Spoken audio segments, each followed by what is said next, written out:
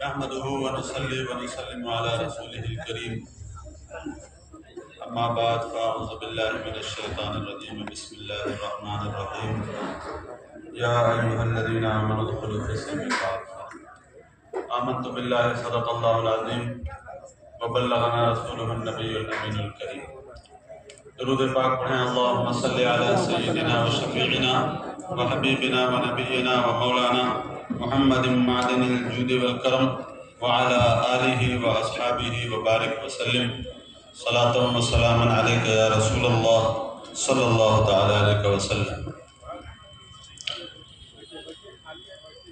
یادگار قائد اہل سنت حضرت علامہ غلام رسول بلیاوی صاحب کی قیادت میں ادارہ شریعہ کی تحریک چل رہی ہے اور مبارکباد کے لائق ہیں آپ حضرات جنہوں نے اپنے یہاں بھی اس تحریک کی آواز بلند کرنے کا اہتمام کیا۔ اللہ تبارک و تعالیٰ سب کی کاوشیں قبول فرمائے۔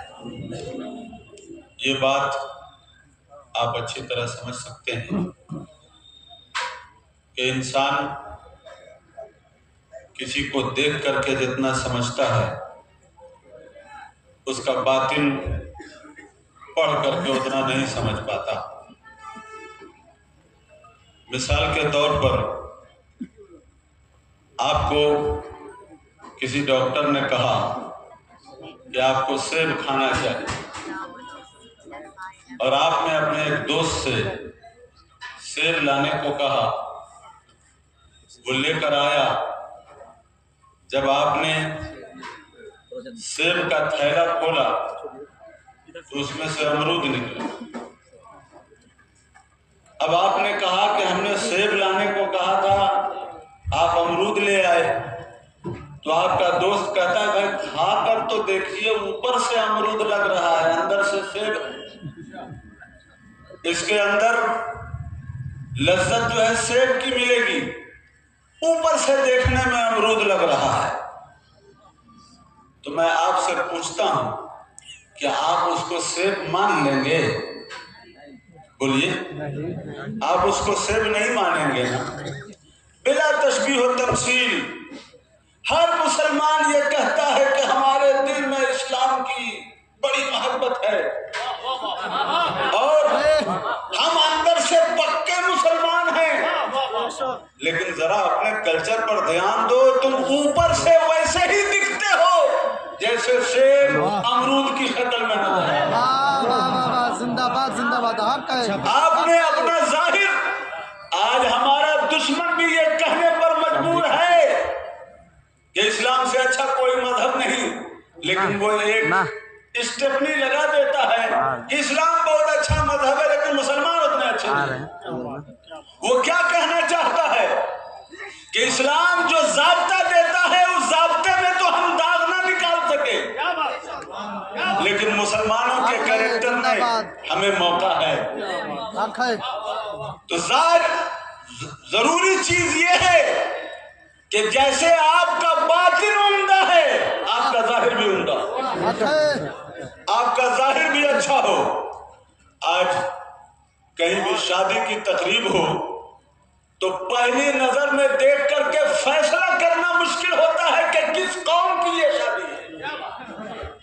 بولیے ایسا ہوتا ہے کہ نہیں؟ غور کر کے دیکھیں گے، اندر دیکھیں گے تو امام صاحب نکاح پڑھا رہے ہوں گے تو میاں بھائیوں کی شادی ہوگی، کچھ اور نظر آئے گا تو کچھ اور۔ یعنی شادیوں کی تقریبات پر آپ غور کریں تو سوائے نکاح خوانی کے بہت مشکل ہے کہ اور چیزوں کو ہم جوڑ سکیں کہ یہ ہمارا اسلامی طریقہ ہے۔ بولیے ایسا ہے کہ نہیں؟ جبکہ شادی کا موقع، یہ شادی کا موقع زندگی کا ایک اہم موڑ ہوتا ہے۔ آپ ایک پان کی گمٹی بھی کھولتے ہیں، چھوٹی سی دکان بھی کھولتے ہیں تو کوشش یہ کرتے ہیں کہ ہماری دکان کا آغاز فاتحہ درود سے ہو، نیکی کے کام سے ہو، تاکہ ہماری دکان میں برکت رہے، ہماری تجارت میں برکت رہے، ہماری تجارت میں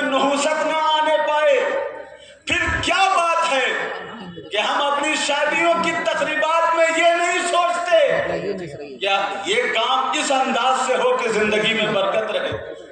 یہ کام اس انداز سے ہو کہ زندگی میں نحوست نہ آنے پائے. اور اس شادی کے سلسلے میں ہم لاپرواہ ہوئے جس کے نتیجے میں بہت ساری بیماریاں ہمارے اندر گھس گئی. شادی کے موقع سے اپنے شوق کو پورا کرنے کے چکر میں ہم یہاں تک پہنچ آئے. یہ قوم مسلم کے لیے ڈوب مرنے کی بات ہے کہ ہمارا ہی ایک مسلمان بھائی مسجد میں آ کر کے مولانا صاحب سے کہتا ہے کہ تھوڑا اعلان کر دیجئے ہم مدد کے لیے آئے ہیں, بچے کی شادی ہے, بچی کی شادی ہے, اس لیے ہم آپ سے بھیک مانگنے آئے ہیں. آپ کچھ اس کو دے بھی دیتے ہیں, لیکن دینے سے پہلے سوچئے کہ ہم نے کیوں ایسا ماحول بنایا کہ ہمارا ہی ایک بھائی ہاتھ پھیلانے پر مجبور ہو گیا, ہمارا ہی ایک بھائی ہاتھ پھیلانے پر مجبور ہو گیا. اور اس بیماری کا اثر یہیں تک نہیں رکا. آج ہمارے گھر میں بچی پیدا ہوتی ہے تو بچی کی پیدائش ہی کے وقت سے آدمی سوچنے لگتا ہے کہ LIC لیں کہ سہارا لیں, کون سی پالیسی لیں کہ شادی کے وقت ہمارا بوجھ کچھ ہلکا ہو جائے. اور وہ اسی وقت سے انتظامات میں لگ جاتا ہے کسی نہ کسی مرحلے میں. نتیجہ کیا ہوتا ہے کہ گھر میں 2 بیٹی پیدا ہو گئی تو اب اس کا بوجھ وہ اتنا محسوس کرتا ہے کہ اسی کے انتظام میں لگا رہتا ہے. نتیجتاً وہ اپنے بچوں کو پڑھا نہیں پاتا, اپنے بیٹوں کو وہ پڑھا نہیں پاتا کہ بیٹے کو پڑھائیں گے تو سب خرچ ہو جائے گا تو بچی کی شادی کیسے کرے. بیٹیوں کو نہیں پڑھا پاتا کہ پڑھانے میں خرچ ہو جائے گا تو شادی کیسے کریں گے. آپ دیکھیں ایک اسراف کا طریقہ ہم نے اپنا لیا تو اس کے مہلک اثرات کہاں کہاں پہنچ گئے اور ہماری زندگی کیسے اجرم ہوتی جائے. اور میں اکثر یہ کہتا ہوں کہ اس برائی کے ذمہ دار غریبوں سے زیادہ امیر لوگ ہیں, غریبوں سے زیادہ امیر لوگ ہیں. کوئی غریب ہاتھ پھیلاتا ہے تو ہم سے تانا دیتے, کماتے کیوں نہیں. اس وقت اپنے آپ کو بھی تانا دے کوسے کہ ہم نے ایسا ماحول کیوں بنایا, ہم نے ایسا ماحول کیوں بنایا. میں یہ سمجھتا ہوں اور ماضی کی طرف 20 سال 25 سال 30 سال پہلے آپ جھانکیں تو یہ بات نظر آتی ہے. آج جو شادیوں میں ڈیمانڈ کا ماحول ہے یہ کیسے بنا. پہلے کسی امیر نے اپنی بیٹی کی شادی کی تو اس وقت اس نے یہ سوچا کہ ہماری بیٹی بڑی پیاری ہے, ہماری بیٹی بڑی دلاری ہے, اپنی بیٹی کی شادی میں ہم خوب خرچہ کریں گے, اپنی بیٹی کی شادی ہم ایسے کریں گے کہ دنیا دیکھے گی. اپنے داماد کو تو ہم خالی سلام کے جواب میں موٹر سائیکل دے دیں گے, سلام کے جواب میں موٹر سائیکل دیں گے. انہوں نے دیا, سینہ اونچا ہو گیا اس کا. پھر اس دولہے کے اور دوست لوگ بھی ہیں, انہوں نے سوچا ہم کو بھی کوئی ایسا ہی سسر ملتا جو سلام کا جواب موٹر سائیکل سے دیتا, لیکن ملا نہیں. جب ملا نہیں تو ڈیمانڈ کا دروازہ کھلا, ڈیمانڈ کا دروازہ کھلا اور بے حیا باپ یہ کہتا ہے ہمارا تو کوئی ڈیمانڈ نہیں ہے لیکن بچے کی خواہش ہے, ہمارا تو کوئی ڈیمانڈ نہیں ہے لیکن لڑکے کی یہ خواہش ہے. لڑکا تمہارا ہے تو خواہش بھی تمہیں پوری کرنی ہوگی, تمہارے بیٹے کی خواہش کوئی اور نہیں پوری کرے, تمہارے بیٹے کی خواہش کیوں پوری کرے. زندہ باد زندہ باد. تو اس برائی کا آغاز کرنے والے امیر لوگ ہیں, معذرت کے ساتھ برا نہ مانیں. کیا بات ہے. اور وہ یہ سمجھتے ہیں کہ ہم نے اپنی بیٹی کی محبت میں کیا. نہیں, تم نے اپنی بیٹی کی محبت میں نہیں کیا, تم نے اپنی امیری کی نمائش میں کیا. حق ہے, حق ہے. اپنی امیری کی نمائش میں کیا.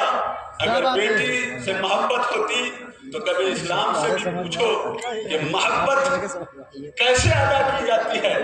جس بیٹی کی شادی میں تم نے لاکھوں خرچ کیے, زمین بیچ کر کے خرچ کیا, اپنی پراپرٹی میں سے اسی بیٹی کو حصہ کیوں نہیں دیتے. اپنی پراپرٹی میں سے اسی بیٹی کو حصہ کیوں نہیں دیتے. اگر بیٹی سے محبت ہے تو کچھ ایسا کرو کہ بیٹی کے کام آئے. انسان کے پاس اگر बीघा जमीन है तो वो आधा बीघा बेटी की शादी में बेच देता है और जमीन बेचकर अपनी बेटी का रिश्ता करता है। काश वो अपनी बेटी को उसका हक जो तय है शरीयत की तरफ से वो देने का आदी हो जाए, तो फिर ये नहीं होगा कि कोई आपसे डिमांड करेगा। आपकी बेटी के हिस्से में 10 लाख की प्रॉपर्टी अगर जा रही है तो दुनिया का कौन अहमक है जो आपसे 2 लाख का डिमांड करेगा? दुनिया का कौन अहमक है जो आपसे 5 लाख का डिमांड करेगा? बेटी तो दोनों तरफ से मारी जा रही है। एक तरफ तो उसके ससुराल वाले उसको बेगाना समझते हैं, दूसरे बाप भी उसको पराया धन समझता है। बाप भी उसको पराया धन समझता है। आप देखते होंगे किसी के घर में अगर 2 बेटी है और इत्तेफाक से 2 ही बेटी है, तब गुंजाइश बनती है कि कोई बेटा नहीं है, बेटी को मिलेगा। लेकिन बेटियां पुरुम्मीद हो गई, बड़ी हो गई, होशमंद हो गई, उस वक्त भी अगर इत्तेफाक से कोई बेटा आपके घर पैदा हो गया तो आप ही बताएं वो बेटी अपने भाई की खुशी मनाए या अपनी महरूमी का मातम करे? बेटियां समझ जाती हैं कि अब मेरा भाई आ गया है, और कुर्बान हो जाओ ऐसी मोहब्बत वाली बेटियों पर कि जो दिल पर बोझ नहीं रखती, वो इसी में खुश होती हैं कि मेरा भाई पैदा हुआ है। और खुशी खुशी, चूंकि आपने माहौल ऐसा बना दिया, आपने माहौल ऐसा बना दिया है कि वो तर्क कर देती हैं और अपने भाई के हवाले कर। और कभी देने का मरहला भी आए, किसी आलिम दीन ने समझाया कि नहीं ये उसका हक है, तो लोग बेटी से पूछते हैं कि बेटी तुम तो खुशहाल हो, तुम भी लोगी? तुम भी लोगी? कभी बेटे से पूछा कि तुम तो खुशहाल हो, तुम भी लोगे? ये इमोशनल ब्लैकमेल है। ये इमोशनल ब्लैकमेल है कि बेटी को इस अंदाज से लोग पूछते हैं, और या फिर भाई लोग अपनी बहनों से इस अंदाज से सवाल करते हैं कि बाजी आप नहीं लीजिएगा। गोया ये धमकी होती है कि अगर प्रॉपर्टी में हिस्सा लिया तो फिर आपको मायके में इज्जत नहीं मिलेगी, मायके में इज्जत नहीं मिलेगी। ये सोच करके वो बहन ये न भी सोचे तो हया आनी चाहिए भाइयों को कि वो बहन भाई की मोहब्बत में कह देती है कि नहीं तुम खुश रहो, तुम खुश रहोगे तो उसी में हम भी खुश। और वो वालिदैन जो इन चीजों को नजरअंदाज करते हैं वो याद रखें, नहीं तो अपने बड़ों को देखें। जब इंसान बुढ़ापे में मजबूर हो जाता है तो कोई बेटा आगे नहीं बढ़ता उसको सहारा देने के लिए, वही बेटी आगे आती है जिस बेटी को तुमने महरूम कर दिया। वही बेटी आगे आती है जिस बेटी को तुमने महरूम कर दिया था। अगर खुद गर्द हो करके भी सोचो तो तुम्हें बेटियों को देना चाहिए, बेटियों को देना चाहिए। और याद रखें ये आपकी गरज पर मामला नहीं है, शरीयत का हुक्म है। शरीयत ने जो हिस्से तय किए हैं उन हिस्सों के मुताबिक अगर अपनी बेटी को दे दो तो जहेज की लानत आदि ऐसे ही खत्म हो जाए। बस औकात ये भी ध्यान में आता है कि बेटी को दे देंगे तो सब तो दामाद ले लेगा, सब दूसरे का हो जाएगा। इस चक्कर में अपनी बेटी को महरूम कर देते हैं। बेटों को देते वक्त कभी नहीं सोचते कि दूसरे की बेटी आकर राज करे, दूसरे की बेटी आकर राज करे। अपनी बेटी को महरूम किया, नतीजा क्या हुआ? वो ये समझ रहा है कि हम बेटे को दे रहे हैं और बहू आकर राज करती है। और फिर बहू की तरफ से जो आपको सलूक झेलना पड़ता है कभी कभी, उसमें वो अकेले जिम्मेदार नहीं है, आप भी जिम्मेदार। वाह क्या बात है, हक है। एक गलती करेंगे तो उससे कई गलतियां जन्म लेती हैं। हक है। नबी पाक सल्लल्लाहु अलैहि वसल्लम ने फरमाया ये तो दुनिया में मुसीबतें झेलनी पड़ती हैं, आखिरत में क्या होगा? सरकार फरमाते हैं मन क़ता मीरास वारिसिही क़ता अल्लाहु मीरासहु मिनल जन्नति यौमल क़ियामह। जो शख्स किसी हकदार का हक काट देता है विरासत में, अल्लाह ताला जन्नत से उसका हिस्सा काट देगा, जन्नत से उसका हिस्सा काट देगा। नतीजा क्या निकला? न दुनिया में कुछ मिला न आखिरत में कुछ मिला। शरीयत ने जो तरीका बताया है उस तरीके पर चलिए। और याद रखिए अगर आपके पास दौलत है तो आप आजाद नहीं हैं कि जितना चाहे